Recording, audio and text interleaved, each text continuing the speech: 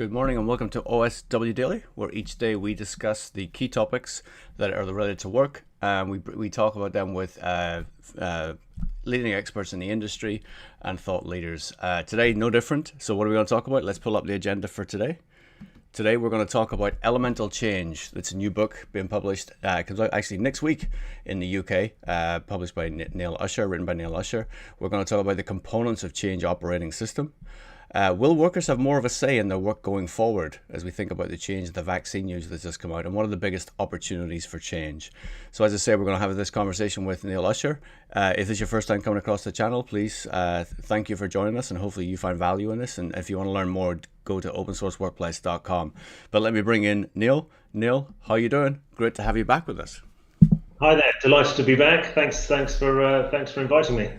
No, thank you. And so Neil, tell us a little bit about yourself. I have this really bad habit of skipping over guests because I get to know you and we get this little introduction. But so what should people know about you? I've been in this business and sort of property and workplace for around about 30 years, mostly on the occupier side, but doing some consulting. Written two books, one of which, as you say, comes out next week.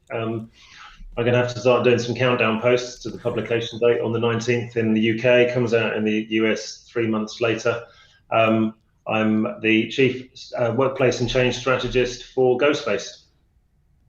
Great. And as you said, like you've been in this industry for a long time, so it's always great to sort of get your insights and hear your thoughts. And so obviously this week, the UK's been in a fascinating situation where there's been a lockdown that went into effect 10 days ago now, whatever that was. But also we then get the vaccine news on Monday of this week. How have you reacted to this? How's the people in the UK reacted to this? Cautious optimism, I think. I think sort of really needed some good news. And what's this now? Sort of month 9, I think, since the first lockdown, since it all got very, very serious. And lots of that planning that everyone's been doing has been pushed out sort of continually into 2021. So the sort of just the thought that perhaps, I think with Christmas coming as well, I think people have even been trying to sort of sow the seeds of potentially even squeezing in some kind of Christmas gathering, but I'm not sure that's going to happen. But at least, at least some light at the end of the tunnel. Yeah, it'll be interesting to see what happens because you said the current lockdown is 4 weeks, which opens the window just before the Christmas holiday period. So it'll be interesting to see whether that's extended or what impact that has. But I mean, fascinating news on the vaccines. So, I mean, what do you think this is going to have, or how do you think this is going to have a change in people's minds when they think about the workplace, when they think about the future of work? What's your view? I think it calls into sort of really sharp focus a lot of the thinking that's been going on in the last 8, 9 months. There's been some really interesting perspectives on what the future of work and the future of workplace may hold. I think now the minute that the talk of a vaccine being sort of a real prospect comes into being, suddenly a lot of that feels very real in terms of, well, it might not be very long before we're walking back through those doors, or maybe not walking back through those doors again, or maybe only walking back through them once or twice a week, as seems to be the sort of the popular view. But actually, for all those people who've been developing scenarios, developing plans, I'm sure there's going to be a lot more talk in the next few weeks about actually making them real. When is this going to happen? How is it going to happen? What's it going to look like? Suddenly, the sort of the theorizing becomes a potential practical solution. So what is it going to look like, Neil? You're asking me. We've asked everybody over the last few weeks, last few months. Yeah. I don't think anyone really knows. I think in the same way that that there's no sort of ideal sort of work style, ideal workspace for that everyone can take on. What's it going to look like is going to be right for each organization, given their own circumstances, their priorities, the influences. I think what's really important, though, is I don't think suddenly it's going to look different. This is going to be we're going to have to take a very emergent, very adaptive approach as our workspace and the ideas associated with it evolve over the coming months and coming years. Probably sort of more than at any time I've been involved in this business. We've always been very used to a fairly linear process. And we do our strategy, we take our brief, we make sure that's refined and that's good. We feed that into a design process. Everything gets designed and signed off. We tender construction, we build it, furnish it, we move people in. maybe in a few months after that, we come back and check that everyone's okay and do some post occupancy. And then really for the next 5, 10 years, we sort of bumble along and make a few little adjustments. But realistically, everything, all of the warranties start falling away, and we patch it up and we keep it going for as long as possible. But that really has been the sort of cycle of events. I think what we're seeing now calls into question really whether that sort of fairly formulaic linear path is really the direction we're going to take in this industry in the future. And I often liken it to the music business, which had to effectively reinvent itself completely from a sort of process that ended up selling units that cost 10 to 15 pounds sterling a unit, a CD or an album or something, to actually moving to a situation where they sold a hell of a lot more of those units, but those units were of a much lower value. So they moved from sort of physical products to effectively cloud-based model. And really, I think the property industry could be facing a very similar transition in the coming years, where instead of sort of very linear path that we've taken in the past, it's going to be much more iterative and much more emergent. I always love how you always tie everything back to music, mate. You do it every time. It's awesome. I love it. But in your book, you do talk about the difference between global and local thinking. Whenever you think about, the vaccine news and how that may impact this, how should we think about that aspect, that context? I've got sort of the universal as well, related to the sort of the essence of change, what change actually is, what it's about, Right. and how we impact it, and how we're conflicted with just about everything we do. But in terms of sort of global thinking, that really relates to primarily to our worldview, and everybody will approach every situation they encounter with a worldview that has they've sort of developed over the years through their education, through the sort of cultures they've been exposed to all sorts of influences in terms of the way they see things. But when we get down to the sort of local level, we're really talking about the context and the values. Context being things we can and can't do, and then values being things we will and won't do. So if we sort of look at it on a sort of four-pane almost, what we actually see is that the things that we can do and the things that we will do are only a small subset of all of those. So we have to match up what's going on in sort of the detail of our local surroundings with the worldview that we all have, and the way in which we all see the world very differently. Interesting. And again, I want to pick another excerpt from your book. For change to happen, there has to be an opportunity. So as we think about the opportunity that is at hand, right, and we think what we've all experienced, will workers have more of a say in their work going forward, do you think?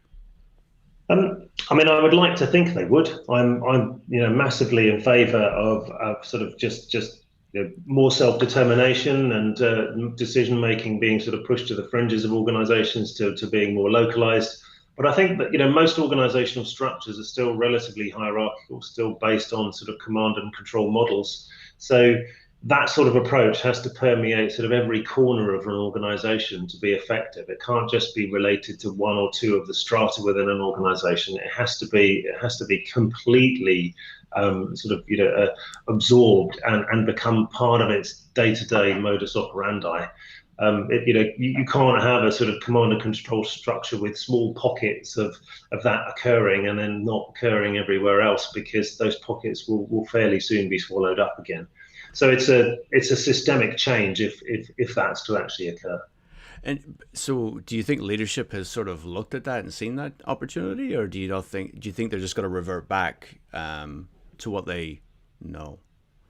I think that's going to be. I think you've sort of hit the nub of this. Really, the fascinating challenge that we're about to see is whether organisations take the easy path to reverting to what they know. Do they revert to type? Do they go back to structures and processes that they had previously, and discover for themselves slowly that the world has actually moved on, and individuals have moved on in relation to the way they work and their appreciation of work? And do they then, at some point in time, make that realisation and adjust? Or do they say, look, the world has changed and everyone's view of work has changed. We're not going to go back to the way we used to do things. We are going to embody some of these things, and we are going to make them happen. And we've read about a few organisations who have served their lease breaks and have said, look, we're going to go into a location agnostic position when we're not going to go back to living and working in offices anymore. They're generally the smaller organisations. number have been saying, people will only be in a few days a week, and others have been sort of relatively silent on it, to be honest. I mean, the majority of organisations haven't really said anything publicly Yeah. about what they intend to do, and are probably still contemplating it. But in all of this, for individuals to have more self-determination, you have to have an effective dialogue loop. And I wonder really how many organisations in the last sort of 8 or 9 months have actually invested in that. They've had to have more dialogue with their people in order for them to stay in touch with the business. So they've been forced, if you like, to have more conversation. Will that continue, or will that just become a feature of the COVID era that is then quietly and conveniently forgotten? Because actually the insight we can gather from everyone that sort of within our workplace is absolutely vital. And the whole idea of a perpetual beta trial, a perpetual experiment, relies completely on effective feedback. If the consumers of the product or the service are not providing that feedback, then they're not part of that co-creation loop. So whichever way we look at this, the more greater self-determination can only be achieved, I believe, with an effective dialogue loop, with an effective conversation between leadership and everyone else within the business. I think that has been one of the most positive aspects of this whole process, the fact of how connected leadership and employees feel.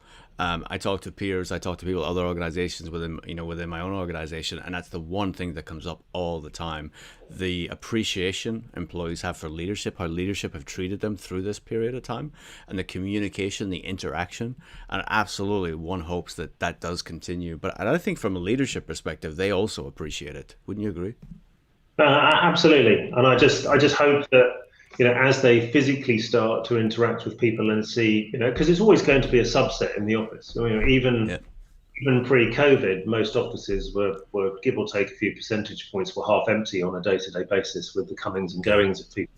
So this idea somehow that everyone was always in the office is a bit of a myth, and it's very rarely challenged. But it was round about 50-60% at the most, 40% quite commonly at any point in time of people in that physical space. So the idea that we're all going to be able to communicate with one another incredibly effectively because we're all going to be back in the office. So, well, we might all be designated as working from the office, but we're not all going to be back in it. So the sort of communication loops that we've created that have been effective during this period of time, I really hope they continue and they develop and they grow and they become more effective over time. Yeah, no, absolutely. And, as I sort of referring back to your book, there's so many lessons in there that I've taken away. And one little thing, just given what you just said, right? We don't change people, they change themselves. We provide what's needed for them to adapt. Sometimes it's doing so, they change us as well. So as we sort of think about this, what do you think are the real opportunities for change? I think we often forget just in the sort of lead up to COVID, pre that, there was a really important focus on mental health, the sort of, what working life was taking out of us. And it was phenomenal. And so, we talk about Zoom fatigue and things now. They're a subset, really, a small subset of some of the serious stuff we were talking about in when we were all doing the usual stuff of commuting every day and working long hours and struggling to make our work and family life mesh properly. So I'd like to think that we can carry on where we left off, if not develop that significantly further. That we do start to realise that we can only build our resilience abilities so far, but actually something has to give in terms of the pressure we're putting people under. So I think there's a fantastic opportunity for us all, as Bill and Ted would say, to be more excellent to each other. And so I really like to think that we would have a lot more understanding of one another as individuals that are just trying to get through it all, trying to make it work for ourselves, and be respectful of that and respectful to one another. So that probably is my biggest hope, really, in terms of the way that the opportunity for change for us all. Yeah, no, I think human-centered is absolutely what we kind of want to get to. And we were talking just before we went live about the fact that, we're talking about our sleep patterns, and actually we've probably never slept as much as we have, in any time of our lives. And it's really interesting that to sort of think about that and sort of the impact, the benefits of that. It means, yeah, we talk about Zoom fatigue, but I think most people acknowledge that actually we have the ability to work longer hours these days because of some of those things, like being at home, sleeping better, around family more often, eating a home cooked food, all those good attributes that actually help us with that. And let's just hope that those opportunities do remain for a lot of folks. Yeah, yeah. I mean, I just just the opportunities for exercise, whether we take them or not, obviously, is sort of up to us. But the opportunities for sleep, and to sort of work at different times. There's a lot of talk about sort of asynchronous work, which is a pretty big word, really, for just saying we all work at different times.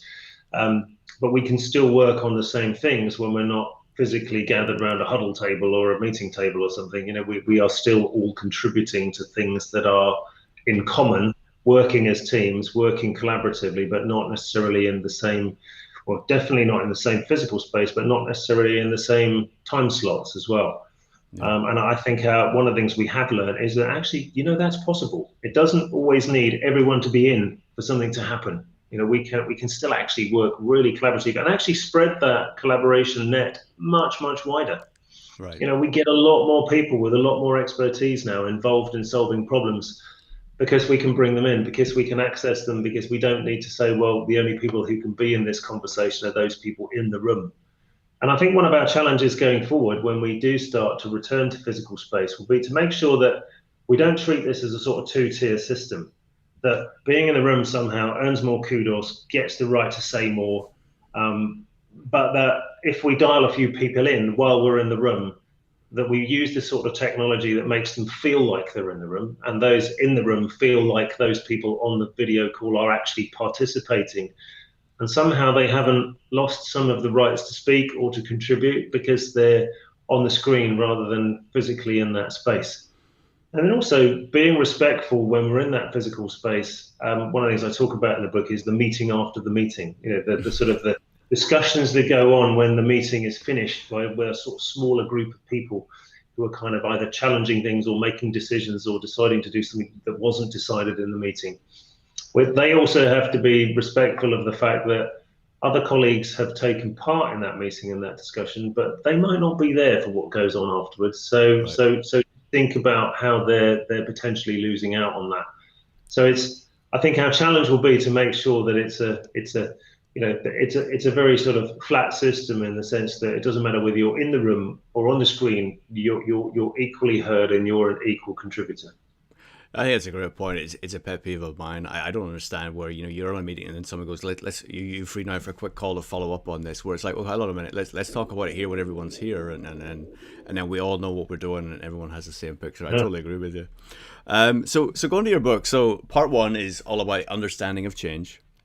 Part three is the change stuff, as you call it. These are your words, which I love. And in the middle, you have this change operating system. And I'm going to pull up the 6 factors or 6 components of it that you've outlined. So, I mean, I just love it. So talk us through this operating system, and you have a nice little spider graph that sort of shows and illustrates this and how people can actually, follow it and track it. But talk us through the different components. What I was really sort of trying to grapple with was, and this was all sort of pre-COVID thinking. In a way, I may have even developed it a little further had I been writing during this period. But it was, much of what we face in relation to change is not known. I have a sort of another 4 panel. I like a 4 panel. Another one which sort of looks at things we know, things we know we don't know, and then what we don't know we don't know, and then what we don't know we know, the things we've sort of suppressed and pushed to the back of our minds. But when we actually think about those sort of the way we make sense of the world in that respect, actually there's we're dealing with a huge amount of uncertainty when we're dealing with change, but the uncertainty is our opportunity. So in terms of sort of being prepared for change, I think that's much more important than planning for change. We can only plan when we actually have a degree of certainty, but actually very often at the early stages of a change initiative, we're in a condition of huge uncertainty. It makes us So feel quite emotionally attached to that. It's exciting, also quite scary very often.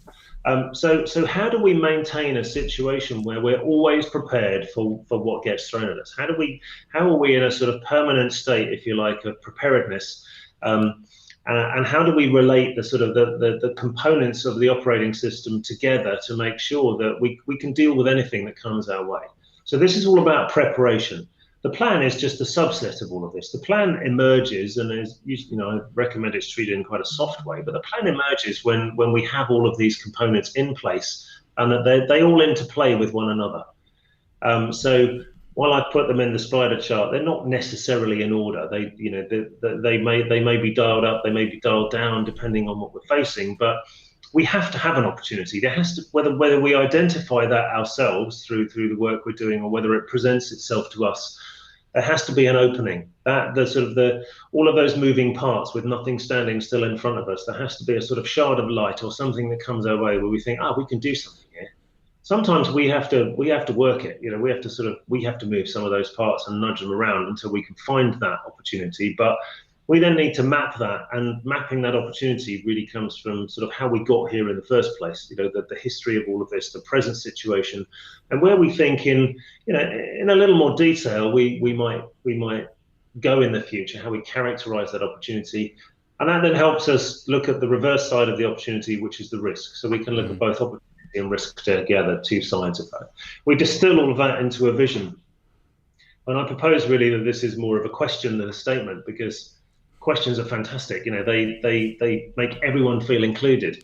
They hijack the brain. There's nothing you can do about a question that you'll be trying to answer that question, whether you want to or not, takes over. So rather than saying this is what we want to achieve, we could say something like, how are we going to achieve this? I feel like I'm then involved in that. We've already started to sort of garner some participants, some of those with an emotional connection to that.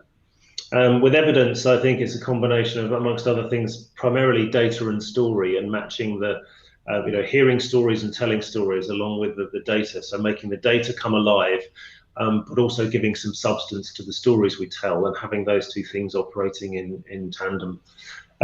Leadership's almost a sort of given really in this sense, but what I try and do is sort of distill the key characteristics that change leadership needs to embody for it to be successful. Trust, I look at both individual trust and then trust at a group level. What's often called psychological safety, but I take that a little further and I include physical safety within that to create sort of what I consider to be a sort of an elemental safety, which looks at what we think, what we say, and how physically safe we feel. And then in terms of resources, I'm looking at some of the usual things you'd expect in terms of in terms of people and money and things. But really, this is the only point at which the plan emerges. I consider the plan to be one of the resources that we create, and we keep that very loose and we keep that very flexible. Particularly emerging from this COVID era within our operating system, the ability for us to form a plan now and think that everything is going to happen in the way we believe it's going to happen between now and its delivery. We'll be kidding ourselves. It won't succeed. So preparedness, I don't think, has ever been more important. And I think these are the 6 key components. They work together. And I also show how we can measure them. I show how we can actually quantify and use some qualitative data as well to describe where we are, where we need to get to, so that we can be as prepared for change as possible. Yeah, and as I sort of read through those components, the one that sort of stuck with me was vision, and you eloquently, and only you can. No one has seen the future, not even those who describe themselves as futurist. I see your tongue in cheek as when you say this thing, but in essence, it's so hard when you're going through this process to not have in your head, like you said, a definitive outcome, because then all you're doing is trying to change everyone's narrative. So what advice would you give to those people? How do you step back so you don't do this? Now, you did suggest some questions you could ask, but how do you mentally shift that? Because more often than not, whenever you're in a change project, or whether you're a project, whether you're external, whether you're internal, you're trying to meet corporate objectives or whoever the sponsor is. So how do you keep that open mind? It's that dialogue loop again. I mean, I can't stress enough really how these things are. They're not the vision. While the vision stays throughout the initiative, and you you would imagine that you won't alter that vision. The vision is probably one of the few things that remains constant throughout the delivery of what you're setting out to achieve.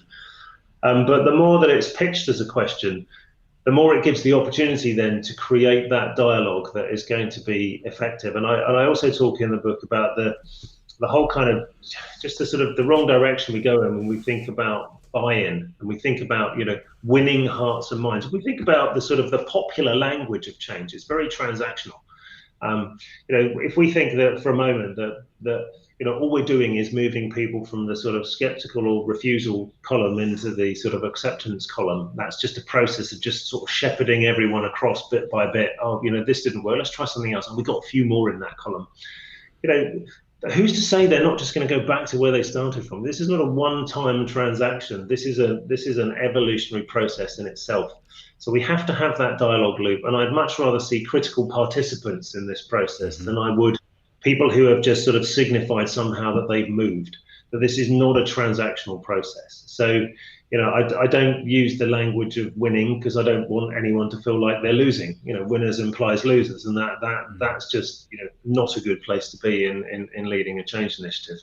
And so just removing that whole sort of transactional language, that whole transaction of sort of that language of transactional language of winning and losing, I think is really important in all of this. This is a fluid process. This is those people will at times be supportive, at other times not be supportive, and they could well be the same people who shift their position.